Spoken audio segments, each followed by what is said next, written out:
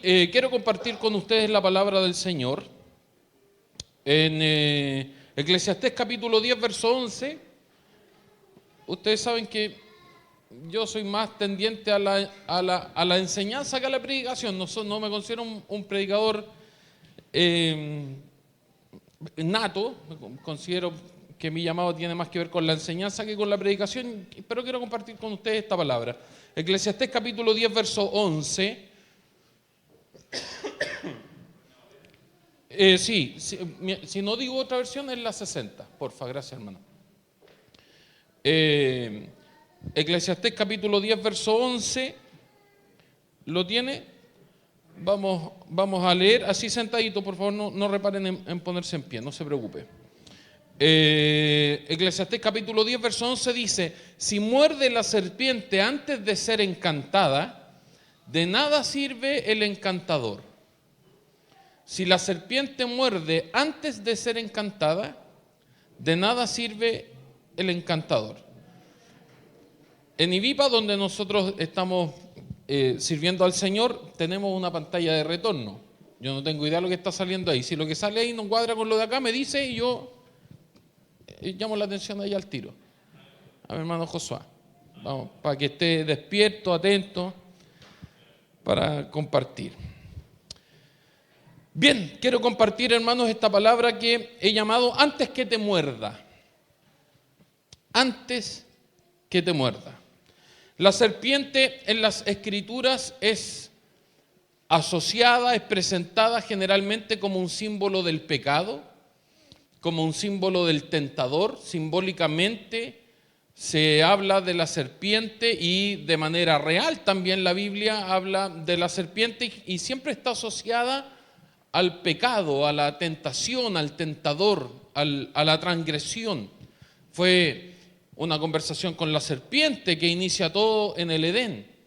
Es, hermanos, en el Apocalipsis, al final de las Escrituras, en el capítulo 20, cuando va a comenzar el reino milenial, habla y dice la Biblia: y prendió al dragón, la serpiente antigua, que es el diablo y Satanás, y lo ató por 1000 años. Desde el inicio del Génesis hasta el final del Apocalipsis, la serpiente la logramos asociar con el pecado, con la tentación, con el tentador. Amén. Ahora, quiero hablar acerca de la tentación. De eso quiero hablar hoy día, con la ayuda del Señor. Eso quiero compartirles, porque la tentación nos alcanza a todos. Es un mal universal. Quien dice que no, le tengo una mala noticia. No se ha dado cuenta que estamos en una lucha constante y permanente con nuestra naturaleza humana. Y todos, desde quien se crea y piense ser el más espiritual, hasta quien piense que no tiene ni la más mínima estatura espiritual, todos estamos en esta misma batalla. Todos damos esta misma lucha. Pastores, no pastores, profetas, evangelistas, músicos, oyentes, quien sea, todos damos esta misma batalla. Todos enfrentamos esta misma batalla porque, hermanos y hermanas, la tentación no distingue edades, no distingue géneros, no distingue ministerios, no distingue absolutamente nada al respecto. No en vano, hermanos, el Señor Jesucristo, cuando enseñó la oración modelo, la que nosotros conocemos como el Padre Nuestro, en una de sus frases dice: y no nos dejes caer en tentación. Dijo que debía ser parte de nuestra oración importante debiera ser: no nos dejes caer en tentación. O no permitas que la tentación nos gane, nos supere, nos lleve a equivocarnos. Ahora yo parto de una premisa: que todos los que conocemos al Señor queremos vivir una vida que agrade al Señor. ¿Sí? Si usted se deja llevar por la tentación, este mensaje no es para usted. Si usted lo que quiere es: yo quiero vivir, me encanta caer en pecado y revolcarme como un puerco en el barro, como dice el apóstol Pedro, ok, este mensaje no es para usted. Este mensaje es para quienes queremos vivir una vida agradando al Señor. Quienes queremos, hay un antiguo canto, los más antiguos se acordarán, no, es bien antiguo, que dice: el cielo es el trono de mi Dios, la tierra el estrado de sus pies, y siendo tan sublime mi Señor, mi pequeño corazón su templo es. Y el coro dice: oh, qué grandeza, qué maravilla, por eso yo no quiero más pecar. Ese debiera ser nuestro objetivo. Vivir una vida, insisto, que agrade al Señor, que queramos dar la batalla al menos contra el pecado. Al menos que le salga caro al pecado ganarnos. Amén. El apóstol Pablo escribe una realidad que probablemente les resulta familiar a ustedes. A mí me resulta absolutamente familiar, identificable. Escribe en Romanos capítulo 7, versos 18 al 20: y yo sé que en mí, esto es en mi carne, no mora el bien. ¿Sí? Estamos parados todos en esa realidad, ¿cierto? En nuestra carne no mora el bien. Porque el querer el bien está en mí, pero no el hacerlo. ¿Amén a eso también? Porque no hago el bien que quiero, sino el mal que no quiero, eso hago. ¿No les pasa a ustedes? Que ayer en la noche dijeron: mañana voy a llegar temprano al culto, me voy a levantar tempranito, voy a poner la alarma. Y querían hacer ese bien y no les resultó. ¿Por qué? Porque el querer el bien está en nosotros, pero no el hacerlo. El hacerlo no nos sale natural. Tenemos que disponernos para eso. Quiero graficárselo de esta manera. ¿Se acuerdan ustedes cuando el hijo pródigo volvió a su casa? La Biblia dice esto, que el padre fue movido a misericordia. Porque nuestra naturaleza humana no es misericordiosa, es drástica, es severa, es juiciosa, es condenadora. El padre fue movido a misericordia. Para nosotros hacer el bien tenemos que ser movidos a esa realidad, porque el querer el bien sí está en nosotros, pero no el hacerlo. Yo se lo grafiqué con este espíritu de Satanás que ataca a los creyentes los días domingos en la mañana, pero llévelo usted a diversas áreas de la vida. Llévelo a los diversos aspectos de su vida. ¿Cuántas veces se ha encontrado con la realidad de que hizo algo y dijo: pero si yo no quería hacer esto? Yo no quise decirle esto a mi pareja, a mi esposa, a mi esposo. Yo no quise responder de esta manera. Yo no quise levantar ese dedo al automovilista de ahí. No era eso lo que yo quería hacer, pero lo termina haciendo. ¿Sí? Fíjense cómo está el mal en nuestra naturaleza, que yo solo dije no quería levantar ese dedo y todos saben a qué dedo me referí. Porque es parte de nuestra naturaleza. Ahí está. Y yo lo identifico sin ningún problema. Lo reconozco y les voy a contar lo mismo que le conté a la iglesia donde servimos al Señor ese día. ¿Que no me enorgullece? Por supuesto que no. Pero es la realidad. Se me cruzó un ciclista un día en un paso peatonal.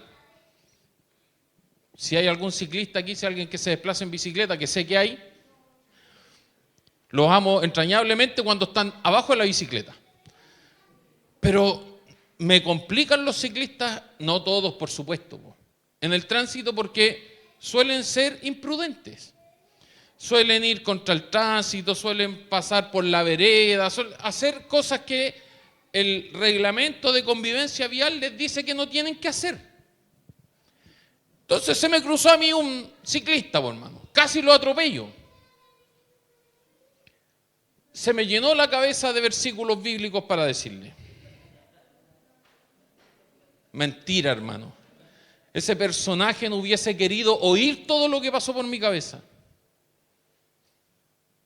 Así es, así me pasa, eso soy. Ahora, ¿dónde tengo yo el mando o dónde sí puedo decidir si ese solo pensamiento lo saco o no? Porque vamos a mirar más adelante que la sola tentación no es pecado. y por supuesto lo vamos a presentar desde la Escritura, porque lo veo con una cara de... Ya. Entonces el querer el bien está en mí, pero no el hacerlo. Hago el bien que quiero hacer no lo hago, el mal que no quiero hacer lo termino haciendo, y si hago lo que no quiero ya no lo hago yo, sino el pecado que mora en mí. La tentación en sí misma, por lo tanto, no es pecado. Lo vamos a sostener en un par de escrituras. Primero, que luego la vamos a volver a abordar. En Hebreos capítulo 4, verso 15, la Biblia dice: porque no tenemos un sumo sacerdote que no pueda compadecerse de nuestras debilidades. ¿De quién está hablando? ¿De quién está hablando? De Jesucristo, ¿cierto? ¿Y qué dice a continuación? Sino uno que fue tentado en todo.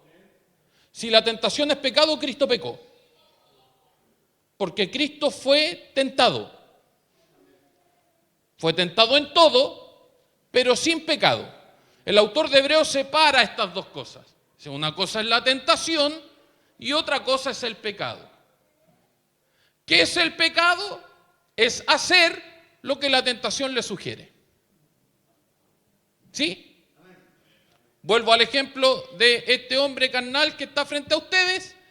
Cuando mi cabeza se llenó de, como decía Peter Veneno, de adjetivos calificativos y todas esas cosas, si yo las hubiera verbalizado, estoy pecando porque estoy ofendiendo a una persona, lo estoy descalificando y está hecho a la semejanza de Cristo, aunque sea un bruto que se me cruza, da lo mismo. Ya lo perdoné, el Señor sanó mi corazón, me reconcilié con Él en mi mente y corazón, no, si no tengo idea quién es. Pero, por lo tanto, son dos cosas separadas. Una cosa es la tentación y otra cosa es el pecado. No te sorprendas ni te asustes con la tentación, porque eso es parte de nuestra naturaleza humana. Porque cuando te peguen en una mejilla, lo primero que va a venir a tu mente, ¿qué va a hacer? ¿Poner la otra? ¿En serio? ¿En serio me va a vender esa pesca? ¿Cuál va a ser la primera reacción? Natural, espontánea, lo primero que va a venir a su mente. Devolverlo, hermano. Devolverlo. Sí, yo sé que aquí no, porque aquí son todos súper espirituales y ponen la otra mejilla y todo, pero yo he ido a iglesias, hermano, donde la gente es tan carnal que lo primero que piensan es en devolverlo. Cuando alguien lo ofende, lo primero que usted lo ofende con una palabra, lo ofende con una descalificación, ¿qué es lo primero que usted piensa? Dios te bendiga, hijo maravilloso del creador del universo. O es... ¿Quién te creí? Tú, no voy a decir vos por mano propio. Pero es lo que pensamos o no. Enfrentémonos a nuestra realidad. Lo primero que necesitamos para vencer la tentación es enfrentarnos a la realidad de que somos tentados. Somos tentados. Ahora, por lo tanto, primero, la tentación no es pecado en sí mismo, porque si no estaríamos sosteniendo que Cristo pecó. ¿Sí? Porque Cristo fue tentado en todo según nuestra semejanza. Sí, en todo según nuestra semejanza. Cuando el Señor le dijo a Pedro, todos se van a escandalizar, y Pedro, tú me vas... No, dijo, todos ustedes se van a escandalizar de mí esta noche. Y Pedro le dijo, no, Señor, si yo tengo que morir contigo, estoy dispuesto a ir a la muerte. Y el Señor dijo, el Señor ahí debe, esto no está en la Escritura, esto es un carril mío, pero debe haber sido tentado a decirle, en serio, pajarraco. Pero el Señor se contuvo y le dijo, Pedro, no va a haber cantado el gallo y me vas a haber negado 3 veces. No es así. No es como nosotros pensamos, porque al igual que Pedro, el querer el bien está en nosotros, pero no el hacerlo. El hacerlo tiene que ser provocado, tiene que ser intencionado. ¿Amén? La segunda escritura en la que sostenemos que que la tentación por sí misma no es pecado, es Santiago capítulo 1, verso 13 al 15 de la NBI, por favor, que es la versión que a mí me lo deja más claro y que es la que ocupo para transmitirlo. Que nadie al ser tentado diga, es Dios quien me tienta. Porque Dios no puede ser tentado por el mal, ni tampoco Él tienta a nadie. Todo lo contrario. Cada uno es tentado cuando sus propios malos deseos lo arrastran y seducen. ¿Sí? Cada uno es tentado. Luego, cuando el deseo ha concebido, engendra el pecado. Y el pecado, una vez que ha sido consumado, da a luz la muerte. Esto no es un descubrimiento lo que voy a hacer yo, pero lo que está haciendo el apóstol Santiago es semejar el proceso de tentación y pecado a un embarazo. ¿Sí? ¿No le suena a usted la palabra concebir, engendrar y dar a luz? ¿No le suena familiar a un embarazo? A mí me suena absolutamente familiar a un embarazo. ¿Qué dice la Biblia? Que nuestros propios malos deseos nos arrastran y nos seducen. Cuando el deseo ha concebido, engendra el pecado, pero todavía no sale. ¿Sí? Se lo grafico con el ejemplo mío. Se me llenó la cabeza de bendiciones, palabras de bendición para este ciclista. Ahí está. Se concibió. ¿Sí? Pero no lo doy a luz. Por lo tanto, si no lo doy a luz, no estoy consumando el pecado. Quedó solo en la tentación. ¿Me expliqué o no? ¿Se entiende? Ya. Miremos algunos ejemplos, les va a quedar mucho más claro. La Biblia dice en Génesis capítulo 4, versos 6 al 8, Biblia NBI, la historia de Caín y Abel la conocemos, ¿cierto? Dice la Biblia que trajeron un sacrificio, trajeron ofrenda, no sacrificio. Abel trajo sacrificio, Caín trajo solo una ofrenda. Trajeron ofrenda delante del Señor. Dios miró con agrado la ofrenda de Abel y no miró con agrado a Caín y a su ofrenda, ¿cierto? Y dice la Biblia que Caín se puso triste, se molestó, se enojó a causa de eso, ¿sí? Versos 6 al 8, de Génesis 4. Entonces el Señor le dijo a Caín: ¿por qué estás tan enojado? ¿Por qué andas cabizbajo? Si hicieras lo bueno, podrías andar con la frente en alto. Pero si haces lo malo, el pecado está a la puerta para dominarte. No obstante, tú puedes dominarlo. Quiero que este versículo no se le borre nunca más de su cabeza. El pecado puede ser dominado. ¿Sí? Para que nunca más diga, es que no pude. No, sí podía. Tomó otra decisión nomás. No quiso, no dio la batalla, se rindió, lo que sea, fue vencido, pero puede ser dominado. Fíjense cómo termina. El pecado puede ser dominado. Caín habló con su hermano Abel y cuando estaban en el campo, Caín atacó a su hermano y lo asesinó. Pregunta: ¿cuando estaban en el campo a Caín se le ocurrió matar a Abel? Eso ya estaba ahí. Eso ya se había alojado en su corazón. Cuando Dios le dice, siempre cuando usted se encuentre con una pregunta de Dios en la Biblia, de Dios preguntando algo, enfoque ahí, porque Dios lo sabe todo. Por lo tanto, si está preguntando es porque está poniendo un foco. Lo que quiere es que nos autocuestionemos. Le dice a Caín: ¿por qué estás triste? ¿Por qué estás cabizbajo?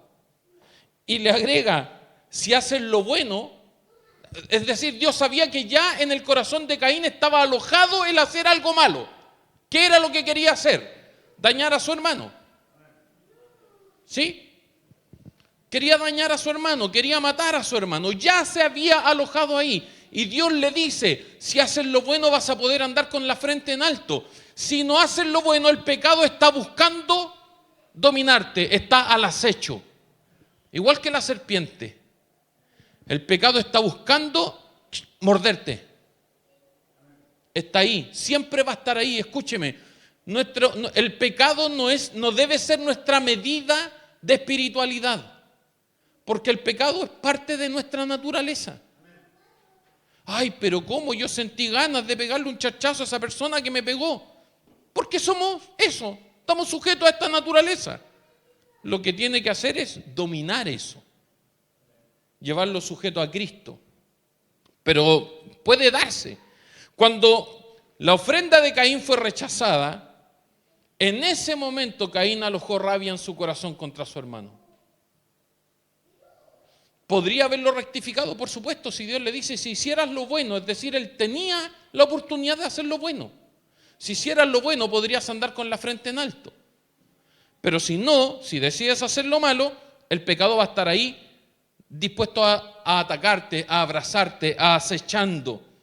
Como consecuencia, el deseo de Caín, como consecuencia del deseo de Caín, Caín invitó a Abel al campo. En ese momento Caín ya sabía lo que iba a hacer. ¿Sí? Pero todavía no lo había hecho. ¿Qué es lo que es este proceso? ¿Qué es este tiempo? Este es el momento de la tentación. En todos estos ratos, Caín podría haber desistido de lo que estaba sembrado en su corazón. De esa semilla que estaba puesta en su corazón. Escúcheme. Miremoslo desde el punto de vista de las parejas, de los matrimonios. No hay ningún matrimonio que se separe de un día para otro.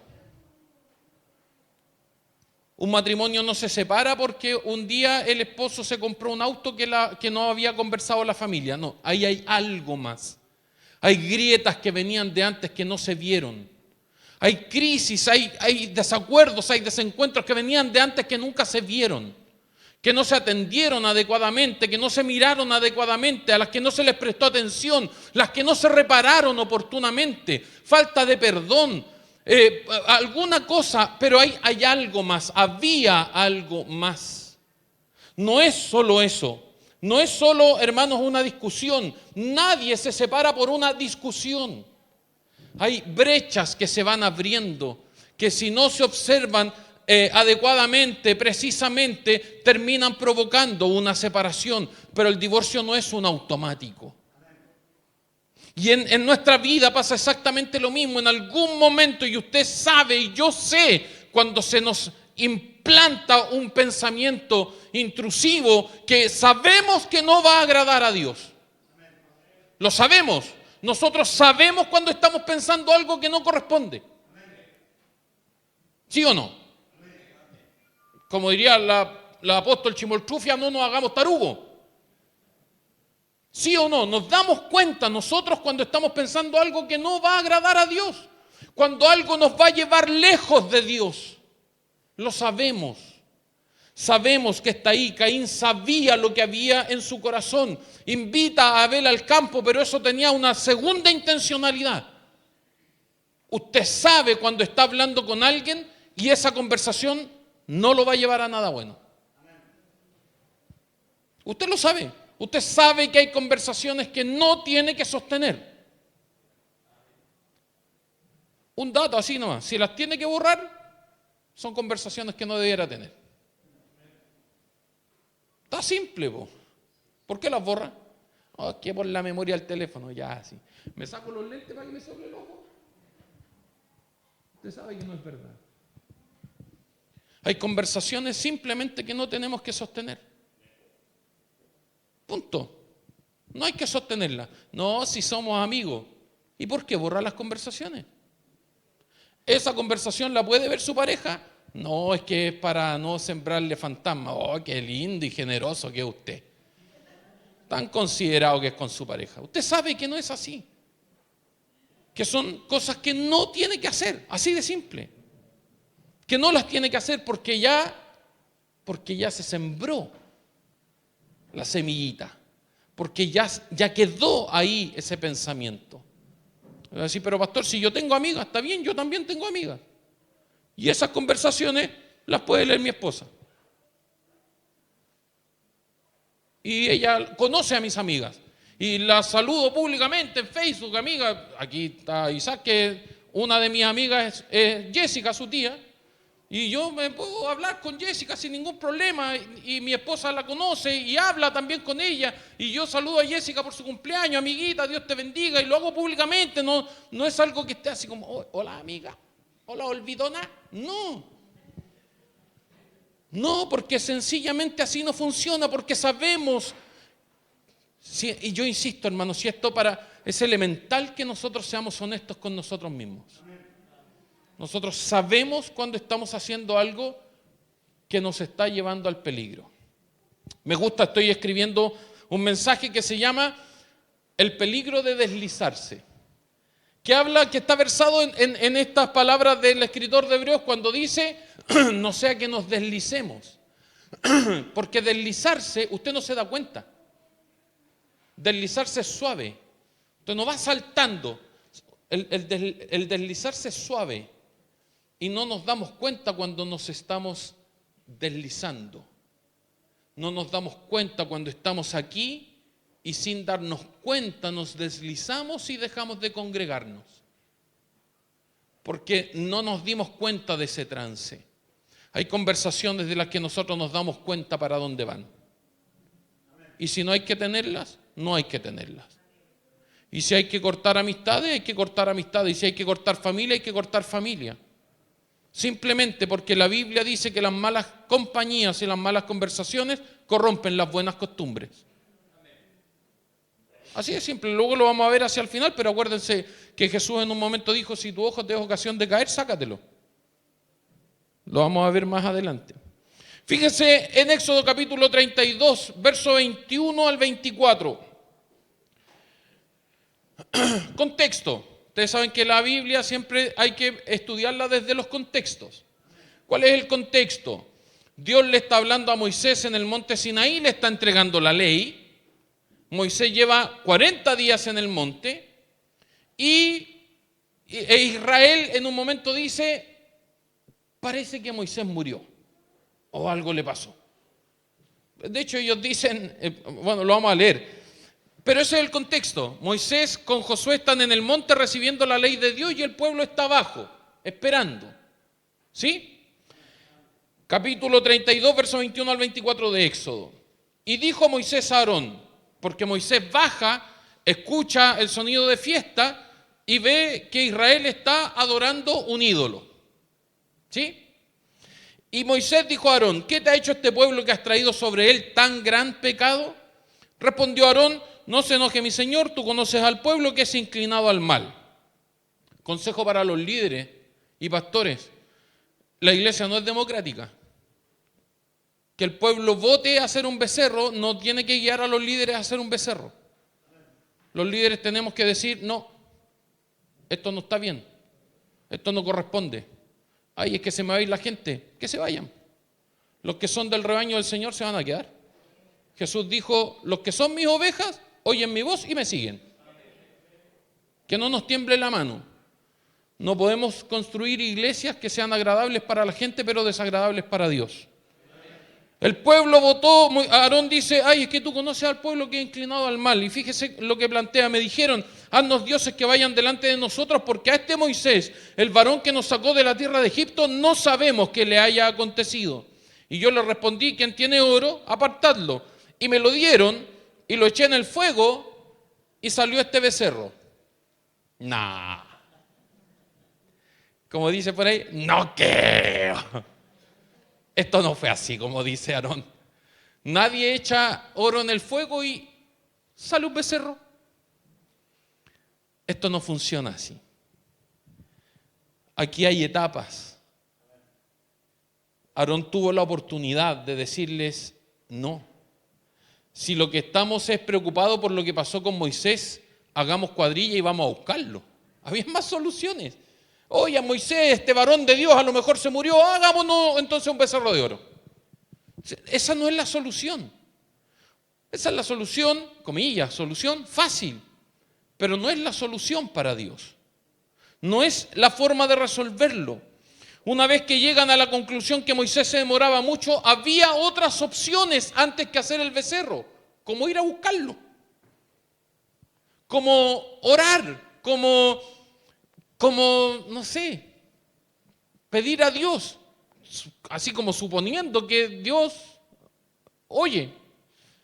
Podrían haber orado, podrían haber, ojo que estamos hablando de un pueblo que vio las plagas en Egipto, que vio abrirse el Mar Rojo, de ese pueblo estamos hablando.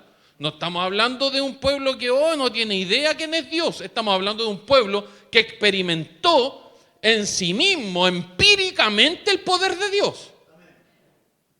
De hecho, ellos están abajo y Moisés en el monte, porque cuando Dios baja al Sinaí, la Biblia dice que el monte temblaba, humeaba, Moisés hablaba y Dios le respondía con voz tronante. Y ellos dijeron, ay, nos da miedo, habla tú con Dios y nosotros después te escuchamos a ti. En el Sinaí deberían haber estado, viendo la gloria de Dios. Pero eligieron otra cosa. El Señor les había dicho que no se hicieran imágenes. ¿Cuál fue el problema o cuál era el problema de Israel? Que Israel tenía la semilla de los ídolos sembrada en su corazón. Porque ya les dije que este es el pueblo que salió de Egipto. Y Egipto tenía muchos dioses. Y ellos salieron de Egipto, pero esa semilla de la idolatría nunca salió de sus corazones. Hay cosas que nunca salen del corazón si no las llevamos sometidas a los pies de Cristo. A los pies de Cristo. Llevarlo. Pero insisto, hermano, esto hay que partir reconociéndolo. Hay que partir reconociéndolo. Señor, tengo problemas de adicción. Si me tomo un brindis, una copita, le sube temperatura a mi boca. No, decir, que eso sería feo. Me dan ganas, caigo esclavo, me esclavizo, pero hay que reconocerlo, hay que verbalizarlo, hay que decirlo, hay que confesarlo. Cuando la Biblia habla de confesar nuestros pecados, de esto está hablando. No está hablando de ir y decirle al pastor, pastor, he pecado contra el cielo y contra ti, dame Ave María, 5 cuadros de nuestro y 3 tragos de agua bendita. No es eso. Es precisamente venir al Señor y confesarlos, reconocerle a Dios que hay cosas que andan por nuestra cabeza. ¿Sí? ¿Y qué va a pensar Dios? No, claro, porque si mientras usted no le diga, Dios no tiene idea de lo que anda en su cabeza. Verbalizarlo es solo por el poder de la palabra, porque en la medida que lo verbalizamos tenemos identificado al enemigo. ¿Sí? Es solo eso. Si Dios sabe lo que usted en este preciso instante, en este preciso momento está pensando en su cabeza, Dios sabe lo que está pensando. ¿Qué me viene a decir este viejo? Dios sabe que usted lo está pensando. Y no me vuelva a decir viejo. Dios sabe que es así. Por lo tanto, el verbalizar, insisto, es solo para darle a conocer a Dios o para dar a conocernos a nosotros mismos que estamos identificando a nuestro adversario. Porque nos equivocamos de adversario. ¿Se equivocó Caín de adversario o no? ¿Mató a Abel? Sí, mató a Abel y el problema no se resolvió. Si el problema no estaba en Abel. No mate a su pastor, simbólicamente. No mate a su hermano, no mate a sus papás. Si el problema no está en ellos. Sí, deshágase del pastor. Igual que Israel de Moisés. ¿Estaba el problema en Moisés? No. El problema no estaba en Moisés. Mientras sigamos llamándole espíritu a conductas que son propias del ser humano, no las vamos a eliminar nunca. Ay, es que hay un espíritu de murmuración. No, hay creyentes que tienen la lengua fácil y floja. No es un espíritu de murmuración. La Biblia nunca habla del espíritu de murmuración. Habla de la murmuración como parte de las obras de la carne. Es que me tomó un espíritu de fornicación. Mire qué conveniente. Y mientras digamos que es un espíritu, lo estamos exogenando. No podía sacar la palabra. Lo estamos exogenando, es decir, estamos dejándolo como si fuera alguien que viene de afuera a hacernos algo. ¿Sí? Paréntesis para que se entienda la idea de lo que estoy diciendo. En los cuadros depresivos hay dos orígenes, exógenos y endógenos. ¿Sí? La depresión exógena es depresión causada por circunstancias externas. Se le murió un pariente, quebró su matrimonio, tiene una crisis económica, X. No le tocó ser tan bonito como a algunos de nosotros, no sé, lo que sea. Pero son factores externos. Y la depresión endógena son factores internos. ¿Sí? Cosas que están dentro de mí, vienen conmigo, no son factores externos. Ajá, ¿me explico, no? Ya, cuando nosotros hablamos del espíritu de murmuración, estamos exogenando, estamos diciendo es un espíritu que viene y toma mi lengua. Sí. Entre paréntesis, el Espíritu Santo también quiere tener dominio de nuestra lengua. Ay, no, que ese no. Es más entretenido el otro. No son espíritus, y mientras les digamos así, no nos vamos a hacer cargo de nuestras realidades. No nos vamos a hacer cargo de lo que nos tenemos que hacer cargo. Martín Lutero, algunos lo atribuyen a un proverbio chino, pero yo leyendo lo adjudico a Martín Lutero. Martín Lutero dijo, no puedes evitar que las aves vuelen sobre tu cabeza, pero sí que hagan nido en ella. ¿Sí? No podemos evitarlo, que las aves vuelen sobre nuestra cabeza, ¿cierto? Pero sí podemos evitar que hagan nido. Hay pensamientos que no vamos a poder evitar. Yo le vuelvo a reiterar, cuando alguien le ofenda, su primer pensamiento o uno de los pensamientos intrusivos recurrentes va a ser devolver la ofensa. Porque somos humanos. Ese va a ser el pensamiento recurrente y eso usted no lo puede evitar. Lo que sí puede evitar es que ese pensamiento le gobierne y empiece a ver la forma y el momento en que lo va a responder. ¿Sí? ¿No le ha pasado a usted que de pronto usted sostiene una discusión con alguien y de repente en esa discusión empiezan a aparecer cosas que no tienen nada que ver con la discusión? Ay, pero es que tú te acordás cuando en 1987 me dijiste que estaba fea. Estábamos discutiendo de dónde íbamos a celebrar la Navidad. Estábamos discutiendo de dónde íbamos a pasar el Año Nuevo. Sí, pero tú te acuerdas que cuando una vez fuimos de vacaciones a no sé dónde. Y en esto yo voy a redimir a las mujeres, porque de repente los hombres dicen que son las mujeres, pero los hombres son más rencorosos que las mujeres. Eso está comprobado en la Biblia. Dígame, hermano. Así no hay que ser. No hay que decir amén a cualquier cosa. Si no nos dan el fundamento bíblico, no tenemos que decir amén. No. Dios tenga misericordia, hermano. Ahí sí hay que decir amén. Para los que no saben, con Josué somos muy amigos de hace muchos años. Por si acaso no es... Me hizo unas preguntas delante que no voy a exponer para no avergonzarlo, pero Dios tenga misericordia. Estas decisiones de construir, por ejemplo, un ídolo no son decisiones espontáneas. No surgen de la noche a la mañana. Son constructos. Son constructos. Y no se olviden de algo que lo voy a abordar al final, porque les traigo la solución también. No vengo solo a decirles que estamos siendo bombardeados por tentación y los voy a dejar ahí con toda esa carga. Les traigo la solución también. Mi pastor Francisco Molina, que es mi pastor en la iglesia donde nosotros hoy día estamos sirviendo al Señor, siempre nos dice, si usted trae un problema, traiga la solución. O proponga la solución. Si no, es parte del problema. Estas decisiones, insisto, no son espontáneas. En algún momento se albergaron ahí como solución. En algún momento se quedaron ahí y no las sacamos oportunamente. Tercer ejemplo que quiero poner para cerrar, hermanos, se está entendiendo hasta aquí, ¿cierto? ¿Cuál es el sentido de que sí nos aborda el pecado? Ya, primero les hablé de Caín, uno dice, pero Caín era un cualquiera. Sí. ¿Aarón era un cualquiera? No. Acuérdense que Aarón fue puesto al lado de Moisés como profeta. ¿Sí o no? Así dice la Biblia. Dios le dijo a Moisés, tú serás para Faraón Dios y Aarón será tu profeta. ¿Se acuerdan o no? Lean la Biblia, hermano. Cuando venga yo, por lo menos, lean la Biblia unos días antes. Les voy a mandar la prédica unos días antes para que...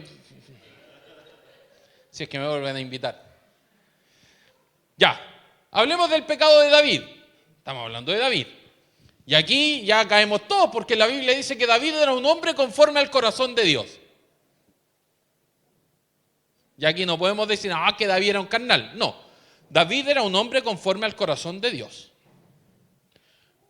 Lo dice Dios mismo. Ya para que nadie diga, no, pero Samuel estaba curado ese día. No, Dios mismo lo dijo. Dios le dijo a Samuel, he hallado a David, hijo de Isaí, varón conforme a mi corazón, que hará todo lo que yo quiero. ¿Sí? Sucedió, segunda de Samuel capítulo 11, versos 2 al 4, sucedió un día al caer la tarde que se levantó David de su lecho y se paseaba sobre el terrado de la casa real. Y vio desde el terrado a una mujer que se estaba bañando, la cual era muy hermosa. Envió David a preguntar por aquella mujer y le dijeron, aquella es Betsabé, hija de Eliam, mujer de Urías Heteo. Después vamos a ver quién era Urías Heteo.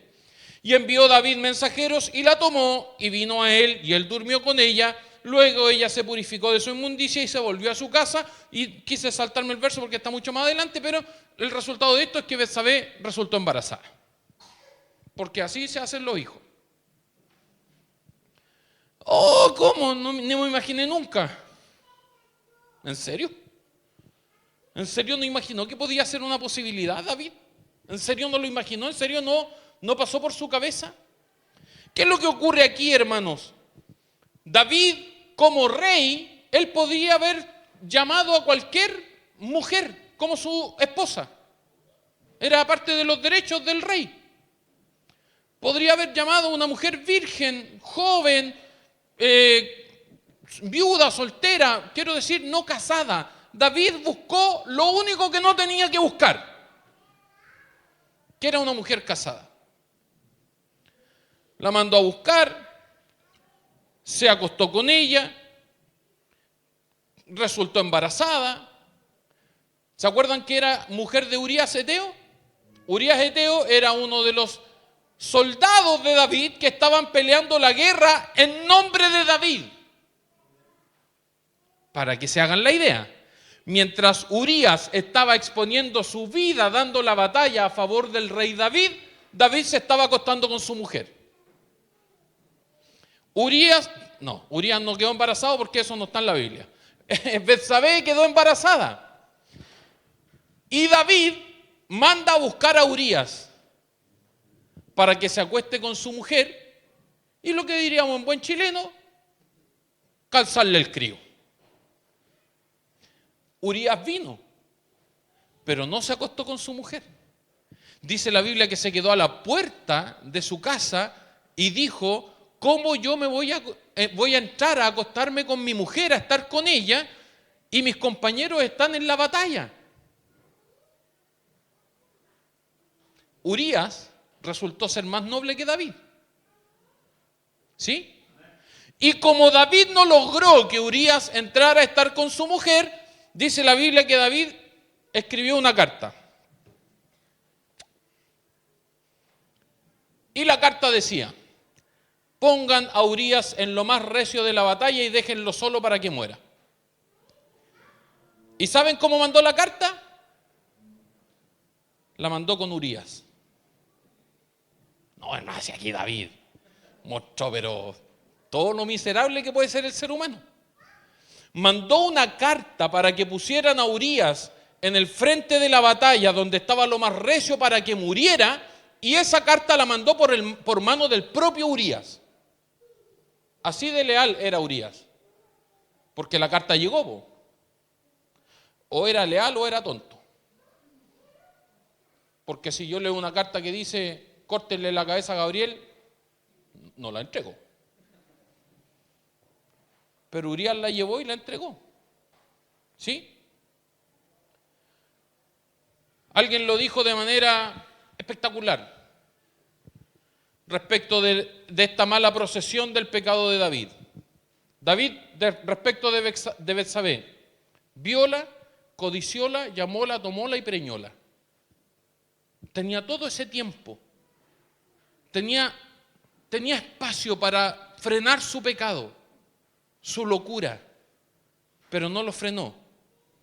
¿Por qué? ¿Y en qué momento David pensó o hizo esto? ¿Cuando la llamó? ¿Cuando supo de quién era mujer? No, en cuanto la vio. ¿Se acuerdan cuando Jesús dijo, el que mira a una mujer para codiciarla ya adulteró con ella en su corazón? Algunos sostienen y en esto no estoy haciendo defensa porque me parece que igual es una conducta que los hombres debemos abandonar, que el hecho de mirar a una mujer es el pecado. No, Jesús dijo mirar para codiciarla. ¿Por qué? Porque el pecado es la codicia. Porque ahí es cuando se alberga el pensamiento de, ¿y si me consigo su WhatsApp? ¿Tendrá Instagram? Solo por saber. No siga en eso.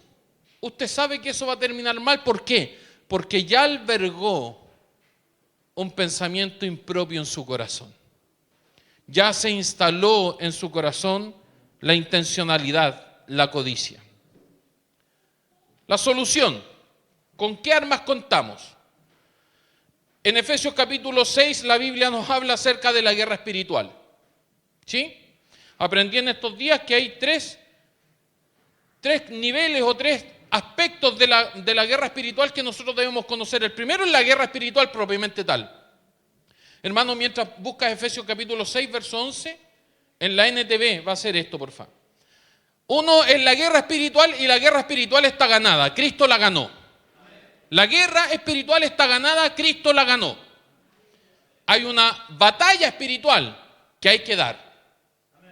¿Sí? Esa la estamos dando, pero la damos desde la victoria, nos apropiamos de lo que Cristo ya ganó. ¿Sí? A eso se refiere Pablo cuando dice que somos más que vencedores. Si nosotros, esto ya está ganado, ¿hay que dar la batalla? Sí, pero la damos desde la victoria. ¿Sí? Y tercero, está el conflicto espiritual. Y el conflicto espiritual es el que nosotros debemos identificar. Porque ahí empezamos a apropiarnos de la victoria. ¿Cuál es el conflicto? ¿Cuál es tu conflicto respecto de lo que estamos hablando hoy, respecto del pecado? ¿Cuál es tu conflicto? ¿Dónde está tu conflicto? ¿Tienes debilidad por el sexo opuesto? Ese es tu conflicto. Ese es tu conflicto. Algunos piensan que Dios le repartió a todos dones y ellos tomaron el don Juan. No, en la iglesia no hay de eso. No hay espacio para eso. Nosotros debemos, hermanos, tener conductas adecuadas a nuestra condición de cristianos, de creyentes. Y desde esa mirada debemos identificar cuál es nuestro conflicto. ¿Cuál es su conflicto? ¿Tiene fácil adicción a lo que sea? Si tiene fácil adicción, evite las conductas adictivas. Así de simple. Al juego, a la pornografía, a lo que sea. Al trago, a cualquier vicio. Porque ahí hay pecado. Porque la Biblia dice que todas las cosas nos son lícitas, pero que no tenemos que dejarnos dominar de ninguna. ¿Sí? Eso está en la Escritura, por si acaso. Para que no me miren así como... Pónganse, Efesios 6:11, pónganse toda la armadura de Dios para poder mantenerse firme contra las estrategias del diablo. ¿Por qué quise tomar el verso 11? Porque me gustó esta palabra, estrategias. El diablo tiene estrategias. El diablo no nos tienta. Una de las cosas que no me gusta de predicar acerca de la tentación es que tengo que defenderlo al jetón. El diablo no nos tienta. Cada uno es tentado cuando de su propia concupiscencia es atraído y seducido. Pero lo que sí hace el diablo son estrategias. Ponernos en lugares, o no ponernos, sino que lleguemos, que estemos en lugares donde no debemos estar o donde nos ponemos en riesgo. ¿Sí? Hay estrategias que el diablo desarrolla y esas estrategias nosotros debemos estar firmes contra ellas y saber identificarlas. 14. Defiendan su posición poniéndose el cinturón de la verdad y la coraza de la justicia de Dios. Verso 15. Pónganse como calzado la paz que proviene de la buena noticia a fin de estar completamente preparados. Verso 16. Además de todo eso, levanten el escudo de la fe para detener las flechas encendidas del diablo. 17. Pónganse la salvación como casco y tomen la espada del Espíritu, la cual es la palabra de Dios. Amén. Quiero destacar estos últimos tres elementos de la armadura de Dios. el casco como salvación, la espada del Espíritu y el escudo de la fe. Esas son nuestras armas para vencer la tentación. El escudo de la fe, el casco de la salvación, la espada del Espíritu. Amén. Miremos el ejemplo supremo del maestro. El Señor fue tentado por el diablo. Bello, usted recién dijo que el diablo no tienta. Sí, el diablo tuvo que tentar al Señor porque en el Señor no había pecado. Pero en nosotros sí lo hay. No necesitamos que el diablo nos tiente. Nos tentamos solos. Jesús fue llevado por el Espíritu al desierto. Esto está en Mateo capítulo 4, verso 1 al 4. Para ser tentado por el diablo, y después de haber ayunado 40 días y 40 noches tuvo hambre.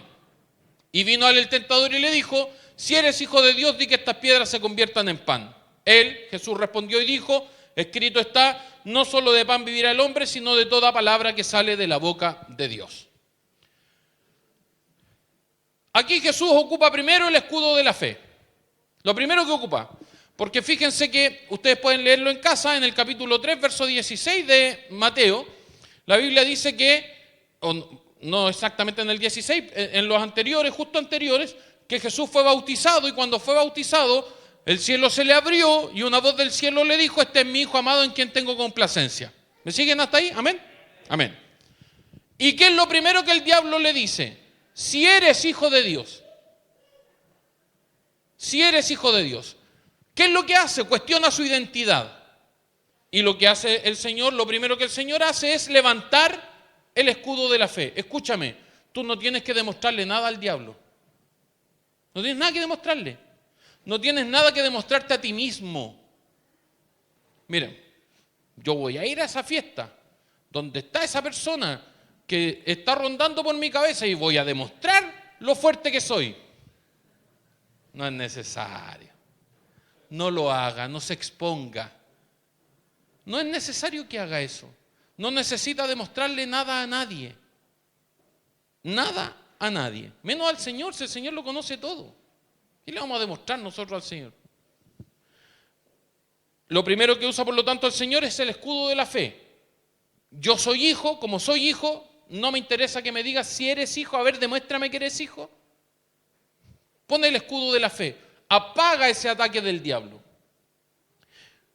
Seguidamente, el casco de la salvación, que lo grafico como los pensamientos. Nosotros tenemos que pensar como gente salva, como gente que tiene la victoria, como gente que ha ganado, como personas que nos hemos apropiado de la victoria de Cristo. La victoria de Cristo no es un algo futuro, no es un algo lejano. La victoria de Cristo ya fue obtenida. Es nuestra, nos pertenece. Y finalmente, la espada del Espíritu, que es cuando el Señor le dice: escrito está. Escúcheme. Esto, ¿qué es esto? Esto es una Biblia. Esto es una Biblia. Si usted trata de cortar una tela con esto, no le va a resultar. Porque esto no es la espada del Espíritu, esto es una Biblia. Lo que es la espada del Espíritu es la palabra de Dios. ¿Y cómo está definida la palabra de Dios? Como viva y eficaz. Esta es la Escritura. Cuando yo la tomo en mi boca y la uso, la transformo en la palabra de Dios, que es viva y eficaz y más penetrante que una espada de dos filos. ¿Sí? Por lo tanto, no basta con traer la Biblia, no basta con portar la Biblia, no basta con leer la Biblia. Hay que transformarla en palabra activa, viva, eficaz en nuestra boca. Y esa es la palabra del Espíritu. Esa es la palabra del Espíritu. Perdón, esa es la espada del Espíritu, que es la palabra de Dios, no la Escritura, no la Biblia, la palabra de Dios. ¿Me expliqué? ¿Es lo que está escrito? Sí, pero cuando lo verbalizamos y lo transformamos en una palabra viva. ¿Sí? Si la ocupo solo como recitando, no me va a servir. Porque es un libro. Acuérdense que hasta el impío toma las palabras del Señor en su boca. ¿Se acuerdan o no? ¿Qué tienes tú, impío, que tomar mis palabras en tu boca? Dice uno de los salmos. Hermano José lo aprendió la última vez que vine porque me dijo, ¿dónde dice eso, Leaura? Se lo tuve que leer, por hermano. Ese es el problema cuando no se estudia la palabra. Por lo tanto, lo primero que tenemos que hacer es usar la armadura de Dios. Lo segundo, someterse a Dios. Me pasó lo mismo en Ibipa, nadie dijo amén. ¿Sí? No se preocupe. Es así, porque no nos gusta someternos a Dios. Asimismo, sométanse a Dios, dice Santiago capítulo 4, verso 7 de la NBI. Dice, así que sométanse a Dios, resistan al diablo y huirá de ustedes. Nos gusta la segunda parte del versículo. Resistid al diablo y huirá de vosotros. Pero eso tiene una condicionante previa. Y la condicionante previa es, sométanse a Dios. Resistan al diablo y el diablo huirá de vosotros. Corra, literalmente corra a la gracia de Dios. Literalmente. En Hebreos capítulo 4, verso 16, nuevamente la NBI dice, así que acerquémonos confiadamente al trono de la gracia para recibir misericordia y encontrar la gracia que nos ayuden oportunamente. Escúcheme esto que voy a decir. Yo sé que esto le va a doler o le va a golpear a alguno y no les va a gustar. Me hago cargo, si usted quiere, nos quedamos después, Fer. ¿Sí? Yo me voy a quedar aquí, voy a estar aquí como hasta las 5 de la tarde, así que si quiere conversarlo conmigo no me hago ningún problema. Escúcheme esto que le voy a decir. Si usted ya pecó, si usted dijo, llegó tarde el pastor con la palabra, debería haber venido el domingo pasado cuando estaba batallando, corra igual al trono de la gracia. No hay ni un pecado que usted pueda cometer que lo vaya a separar del Señor y de su gracia. Ahora voy a tomar las mismas palabras de Juan. Estas cosas se las digo para que no pequéis.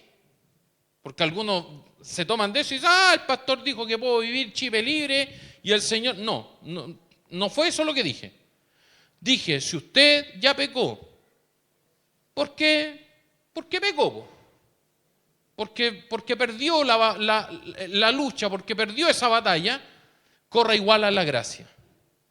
Corra igual a la gracia, vaya igual porque la gracia igual lo va a abrazar. Dios igual le va a abrazar, Dios igual le va a seguir amando porque usted es su hijo y Él es su padre.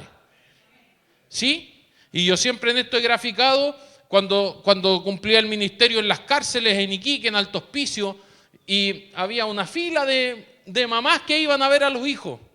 Y uno conversaba con ella y uno se impresiona porque todos los que están presos son inocentes. No, si mi hijo no fue, mi hijo es tan bueno. No, si mi hijo y su hijo son puras maravillas. Uno dice, ¿qué hace toda esta gente aquí adentro? Son tan maravillosos. ¿Por qué? Porque ese es el amor de los padres, po. Yo les voy a dejar a ustedes una carga de oración que me ayuden a orar. Yo estoy orando al Señor pidiéndole que me muestre quiénes son los padres de la gente fea que anda en la calle. Porque todos los hijos son lindos para su mamá. La mamá, no, mi hijo es precioso. Y uno los mira y dice, Dios tenga misericordia. Y anda gente fea en la calle y uno dice, ¿quiénes serán los padres? Si usted le pregunta a los papás de esa gente, y son hermosos para los papás. O no, pues los que somos papás, nuestros hijos son hermosos. Y uno igual dice, cuando crecen, mis hijos son grandes, mi hijo menor tiene 21 años, mi hijo mayor tiene 28. Digo, ya no necesito engañarme. Mientras sean respetuosos y buenas personas, me conformo. Corra a la gracia. Acerquémonos confiadamente al trono de la gracia para alcanzar misericordia, pero quiero destacar esta parte, encontrar gracia que nos ayuden oportunamente.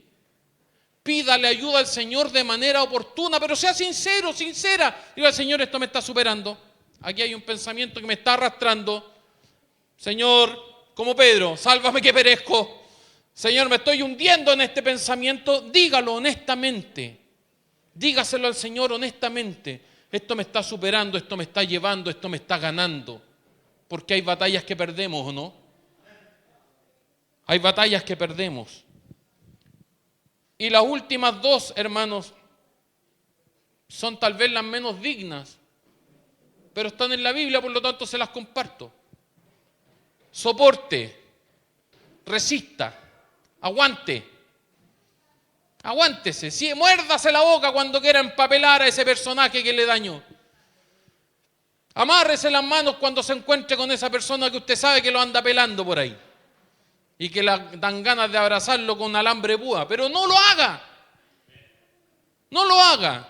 Resista, soporte, aguante, respire, cuente hasta 10, cuente hasta 20, cuente hasta 100 si es necesario. O la segunda que va ligada, huya. ¿Se acuerda cuando Pablo les habla a Timoteo? A Timoteo, está hablando un hijo en la fe, un hombre obispo de la iglesia, un líder espiritual, y le dice, huye también de las pasiones juveniles. Y yo le quito el juveniles hoy día y digo, huya de las pasiones. Huya. Cuando mis hijos me decían, papá, ¿puedo ir a la fiesta? Y yo, hijo, vaya, van a estar todos tomando, sí, pero yo no voy a tomar. Pero hijo, van a estar todos fumando, si yo no voy a fumar. Y van a estar todos bailando, no voy a bailar. Yo digo, ¿a qué quiere ir entonces? Sí, ¿para qué quiere ir a una parte donde van a estar fumando, tomando, bailando, si no va a tomar, ni fumar, ni bailar? No se arriesgue. No se ponga en espacios que lo pongan en riesgo. Huya. Huya. Huya. Sí, tal cual, huya. Ay, es que van a pensar, ¿qué le importa, hermano? Da lo mismo. Da lo mismo lo que las personas piensen. Mire, usted, y con esto concluyo, el ejemplo de José. ¿Se acuerdan cuando Josué era codiciado por la esposa de Potifar? Y le decía, duerme conmigo, duerme conmigo, duerme conmigo, hasta que un día no había nadie en la casa, lo pilló paveando, lo pescó y José, se zafó de las ropas y arrancó. Sí, véalo arrancando. Tal cual como usted se lo imagina va arrancando. Sí, a popín pelado corriendo para allá. Pero se arrancó.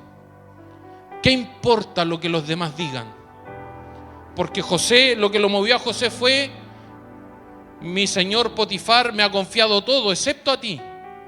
¿Por qué haría yo este gran mal y pecaría contra Dios? Amén. Lo último que les quiero leer, 1 Corintios capítulo 10, verso 13. No os ha sobrevenido ninguna tentación que no sea humana. ¿Sí? No es que esto está no se engrupa. Es que esta tentación era para Pablo. No, da lo mismo. No os ha sobrevenido ninguna tentación que no sea humana, pero fiel es Dios. ¿Cuántos dicen amén? Fiel es Dios, que no os dejará ser tentados más de lo que podéis resistir. No os dejará ser tentados más de lo que podéis resistir. Es decir, toda tentación es humana y toda tentación la podemos resistir. ¿Sí? ¿Dicen sí o no? Finalmente dice, sino que dará también juntamente con la tentación la salida para que podáis soportar. Toda tentación tiene una salida. Escúchame. Este es el consejo final. Escúchame. Cuando estés siendo tentado, no batalles directamente con la tentación, porque no es esa tu victoria. Busca la salida. Busca la salida. Es más rápido. Busca la salida. Busca la salida. Siempre, la Biblia lo dice, Dios es fiel. Siempre que haya una tentación, hay también una salida. Es que eso me significa tener que cambiarme de trabajo. Si esa es la salida, hazlo. Porque le pusiste el ojo a un compañero o una compañera de trabajo y eres casado, estás en pareja y estás mirando a quien no corresponde mirar y estás entrando en una relación que no tenías que entrar. Cámbiate de trabajo. Ay, así como están las cosas. ¿Usted cree que Dios no lo va a honrar si usted toma esa decisión? Señor, yo no quiero pecar contra ti y tomo la decisión de irme de acá. Porque si sigo acá, no respondo. Yo sé, hermano, si ustedes son ultra espirituales y a ustedes no les pasa esto, pero a mí, yo batallo con estas cosas. No con eso en particular, pero batallo con muchas cosas. Tengo compañeros de trabajo, visito personas con licencia médica que deberán estar haciendo reposo en sus domicilios, los fiscalizo. Y algunos me atienden muy mal. Y honestamente me dan ganas de decirle, ¿quién soy vos, chinche peluca de mono, para tratarme así? Pero digo, no corresponde, no está bien. No es la forma. ¿Usted batalla con la tentación? Escúcheme, toda tentación es humana, toda tentación tiene salida, toda tentación la podemos resistir. ¿Quiere vivir una vida que agrade al Señor? Al menos de la batalla. Al menos de la batalla. Que al menos Dios lo mire y diga, lo intentó. Para la próxima va a salir. Porque además, por favor acompáñenme en pie, es la única forma que termino, hermano. Porque además, perdón lo extenso, pero quería entregar todo el consejo del Señor.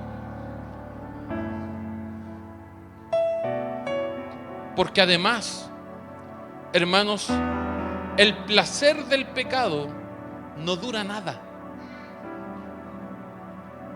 ¿Se acuerdan cuando Eva y Adán pecaron en el huerto? El diablo les dijo, no van a morir, van a ser abiertos sus ojos y van a ser como Dios. ¡Wow! ¡Qué tentación más tentadora! ¿O no? Si a usted le dijeran, vas a ser como Dios, vas a conocer el bien y el mal, espectacular. Comieron del fruto. A instante, dice la Biblia, fueron abiertos sus ojos, descubrieron que estaban desnudos y les dio vergüenza. Apareció Dios y les dijo, ¿por qué se escondieron? ¿Dónde estaban? No nos escondimos porque estábamos desnudos. ¿Quién les dijo que estaban desnudos? Comieron del árbol, sí, fuera del huerto. ¿Cuánto les duró el placer del pecado? ¿Cuánto dura objetivamente el placer del pecado? Si yo hubiese caído en esa tentación y le hubiera dicho a esa persona todo lo que tenía en mi mente decirle, que es irreproducible. Sí, hermano, es irreproducible. Ay, ¿el pastor? Sí. ¿Qué usted cree que a mí me preocupa que usted piense que esas cosas pasan por mi cabeza si yo no nací en la iglesia? Fui también del mundo y cuando era el mundo era tieso para la tontera. Y ahí están, son pensamientos intrusivos. Yo sé que a usted no le pasa. Que cuando usted le da rabia, a usted se le aparecen puros ángeles. Que dicen, no. Puras canciones bonitas y pura alabanza. El Señor es mi pastor, nada me faltará y todas esas cosas. Pero yo no. Si yo le hubiese dicho todo lo que pensaba decirle, habría sentido el placer de desahogarme. Estoy seguro que 2 cuadras más allá iría infinitamente arrepentido de haber dicho lo que dije. ¿No le pasa a usted? Que en una discusión dice algo y después dice, no debía haber dicho eso. Ofendí con lo que dije. No era necesario, estuvo de más. Esperemos que eso no haya sido la cabeza de alguno de los niños. ¿Le pasa a usted? ¿Da la batalla? ¿Quiere darla? Yo no sé si aquí llaman. ¿Puedo llamar al altar, hermano, pastor? ¿Puedo llamar al altar? Sí.